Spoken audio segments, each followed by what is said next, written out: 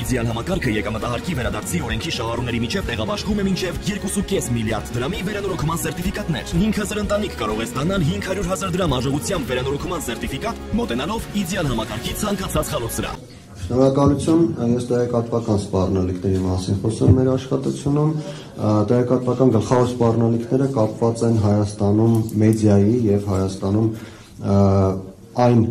կազմակերպությունների աշխատանքի հետ, որոնք որոշակի բազա են ստանում կապի ոլորտում աշխատանք ծավալելով, ուրեմն 2024 թվականի տվյալներով Հայաստանի Հանրապետությունում որպես մեդիա սպառման աղբյուր ռուսական լրատվամիջոցները, ցանցերը, բլոգները եւ այլն կազմել են 47%, այսինքն Հայաստանում մեդիա ինֆորմացիա ստացողների 47%-ը դա արել է ռուսական կայքերից, հեռուստատեսությունից կամ այլ աղբյուրներից, ինչը ակնհայտորեն կապված է Հայաստանում ռուսերեն լեզվին լայնատարած տիրապետելու հետ։ Ուրեմն 2024 թվականին ես սա պիտի կարդամ, Հայաստանում խոսքի ազատության եւ մեդիայի սպառման հետազոտություն է իրականացվել, որի արդյունքում պարզվել է, որ հարցվածների 88%-ը տիրապետում է ռուսերենին,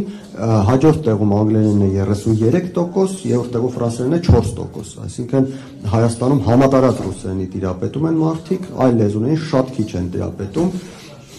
ինչը ակնհայտորեն հնարավորություն է, որպեսզի Ռուսաստանը կարողանա իր մեդիա արտադրանքը Հայաստանում սպառնել շատ մեծ ծավալներով, մարդիկ փաստացի հնարավորություն չունեն, հիմնականում հնարավորություն չունեն այլ աղբյուրներից տեղեկություն ստանալու,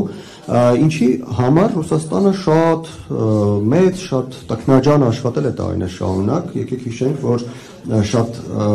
մեծ խնդիրներից հետո Ռուսաստանին հաջողվեց Հայաստանի Հանրապետությունում ունենալ ռուսերեն թեկումով դպրոցներ, որին մասնավորապես լուսահոգի Լավրենտի Միրզոյանը անդիմանում էր եւ ժամանակին նրան ուղղակի հանեցին լեզվիտեսության պետի պաշտոնից, որպեսզի նոր եկած լեզվիտեսության պետը համաձայնություն տա եւ Հայաստանում ռուսերեն թեկումով դպրոցներ լինեն։ Ռուսաստանը շատ մեծ չափով օգտագործում է նաև Հայաստանում ռուսերենի դասընթացներ, տարբեր մարզերում անընդհատ գովազդներ են իրականացվում ռուսերեն սովորելու անվճար, ինչը ակնհայտորեն այս կախվածությունը մեծացնելու միտում ունի։ Այս խնդիրը լուծելու համար մենք առաջարկել ենք այլ լեզուներով եւս պետական հովանավորության ներքո կամ ուրեմն քաղաքացիական հասարակության կառույցների միջոցով այլ լեզուներին տիրապետելու դասընթացներ անցկացնել, փորձել բարձրացնել Հայաստանի ժողովրդի մեդիա գրագիտությունը, փորձել կրթվածության որոշակի չափանիշներին համաձայն աշխատանք կատարել Հայաստանի Հանրապետության հասարակության հետ։ Մեկ այլ խնդիր է Հայաստանում հավաքագրվող բազային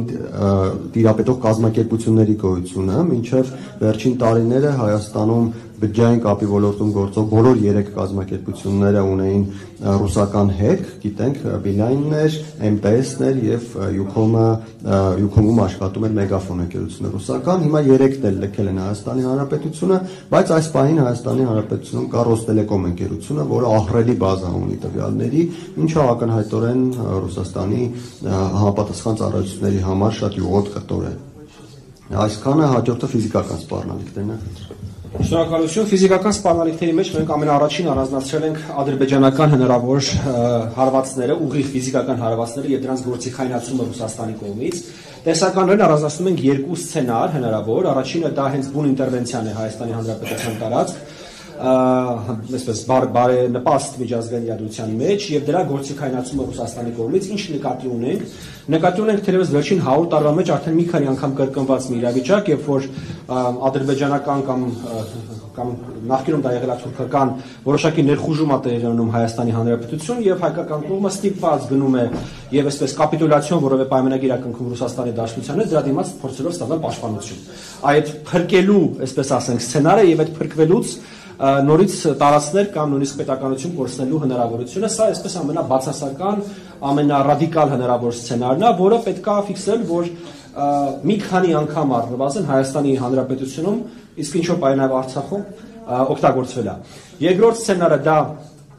ուրեմն առանց ինտերվենցիայի Ադրբեջանի կողմից ուղղակի Հայաստանի տարածքում առանձին կետերի թիրախավորումն է հրթիռային կամ դրոնային հարվածների համար։ Ամենամեծ սպառնալիքը այստեղ մենք տեսնում ենք, որ Ադրբեջանի եւ Ռուսաստանի շահերը կարող են համընկնել օրինակ թիրախավորելու արևմուտքից կամ Հնդկաստանից Հայաստանի կողմից ձեռք բերված զենք զինամթերքը, դա Ռուսաստանի համար կլինի հրաշալի սցենար ոչնչացնելու այն կարողությունները, որը որ Հայաստանը ձեռք է բերել Ռուսաստանից անկախ, իսկ Ադրբեջանի համար դա կլինի հրաշալի հնարավորություն սահմանափակելու Հայաստանի ինքնապաշտպանվելու կարողությունները։ Միով բանիվ մենք ուզում ենք ֆիքսենք, որ Ադրբեջանի կողմից ուժի կիրառումը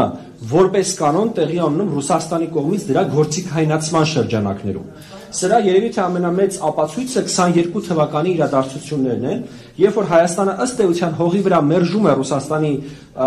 պահանջը, ասեմ, թե առաջարկությունը, ասեմ, որոշակի միջանցքային տրամաբանության կառուցման վերաբերյալ, եւ մեկ ամիս հետո մենք ստանում ենք պատմության մեջ ամենամեծ ներխուժումը Հայաստանի տարածք ու դրան ի պատասխան Ռուսաստանի քար լռությունը։ Այսինքն անգամ ամենավերջերս մենք տեսել ենք այսիմ ասացի բառացի ուրեմն օրինակները։ Այլ ֆիզիկական սպառնալիքներ մենք նույնպես իհարկե առանձնացրել ենք, դրանցից մեկը, որի օրինակները ցավոք սրտի մեր նորագույն պատմության մեջ նույնպես կան, դա երկրի ռազմաքաղաքական ղեկավարության ֆիզիկական ոչնչացումն է։ Նորից եմ ուզում գտնել, մենք երկիր ենք, որը որ տեսել է հոկտեմբերի 27, սա ինչ-որ գիտաֆանտաստիկ սցենար չէ։ Այս առումով ես ուզում եմ արձանագրել, որ Հայաստանը ծայրահեղ անպատրաստ է նման սցենարների, որովհետև Հայաստանը չունի անգամ երկրորդ, երրորդ մարտի դեմքով պայմանականորեն անվանվում է night watch protocol, երբ որ գործադիր իշխանության առաջին դեմքի ուրեմն իր պարտականությունները կատարելու անհնարության դեպքում կա ավտոմատացված մեխանիզմ, թե ով է դառնում հաջորդ ուրեմն գործադիր իշխանության ղեկավարը։ Հայաստանում առաջինից հետո այդ process-ը արդեն հստակ չի, որտեղ մենք ունենք երկու փոխվարչապետ եւ չկա օրենսդրական կարգավորում, թե այդ երկու փոխվարչապետերից ում է անցնում գործադիր իշխանությունը առաջինի դեպքում։ Էլ ես դրանից հետո արդեն չեմ խոսում 3-րդ, 4-րդ, 5-րդ ուրեմն աստիճաններում գործադիր իշխանության փոխանցելիության սկզբունքների։ Օրինակ Միացյալ Նահանգներում այդ ցուցակը հասնում է մինչև 30-րդ անձ։ Ավելին այդ 30 անձը իրավունք չունեն գտնվելու միևնույն ժամանակ միևնույն սենյակում։ Այն նմանատիպ ուրեմն որոշումները, նմանատիպ պրոտոկոլների կառուցումը, որը ինչ որ չափով, չեմ ասում այսպես 100%, բայց ինչ որ չափով անիմաստ կդարձնի այդ մարդկանց ֆիզիկական ոչնչացումը, որը կնշանակի, որ քաղաքական կուրսը Հայաստանում 140 աշճանով չի փոխվի այդ մարդկանց ֆիզիկական ոչնչացման պարագայում, թերևս այդ մարդկանց ֆիզիկական անվտանգության ամենամեծ երաշխիքը կարա դառնա, որ իրանց սպանությունը որևէ բան չփոխի Հայաստանի արտաքին քաղաքականության ուրեմն իրացման ոլորտում։ Ցավով պետք է նշենք, որ այստեղ բավականին լուրջ ուրեմն սպառնալիքներ կան։ Հաջորդը դա ուրեմն Ռուսաստանի կողմից Հայաստանի ներսում որոշակի անկայունություններ, որոշակի ուրեմն լարումներ եւ հուզումներ գեներացնելու կարողություններն են, որոնք կապված են թե իրենց կողմից օգտագործվող հիմնականում նախահեղափոխական քաղաքական էլիտայի եւ նրա կարողությունների ու նրա արբանյակների հետ, որոնք որ ինչ-որ առումով վերածվել են արդեն ուղղակի ռուսական այսպես ազդեցության գործակալների, այստեղ խոսքը գնում է եւ քաղաքական ուժերի մասին, եւ փորձագետների մասին, եւ մեդիա եւ լրատվական կարողությունների մասին, եւ հասարակական կազմակերպությունների մասին, որոնք որ հատկապես Հայաստանում ներքաղաքական ճգնաժամերի պարագայում օգտագործում են իրենց բոլոր կարողությունները հնարավորինս ուրեմն լարելու համար իրավիճակը եւ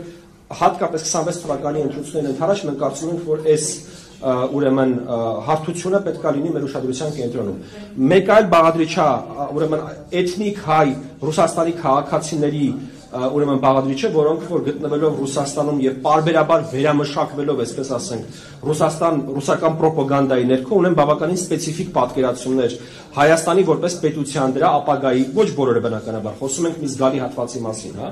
Հայաստանի որպես պետության, Հայաստանի որպես սուբյեկտի դրա ապագայի վերաբերյալ, եւ որոնք նույնպես կարող են որոշակի ազդեցություն ունենալ ֆիզիկապես այստեղ գտնվելով կամ նույնիսկ այստեղ չգտնվելով Հայաստանի ներքաղաքական գործընթացների վրա։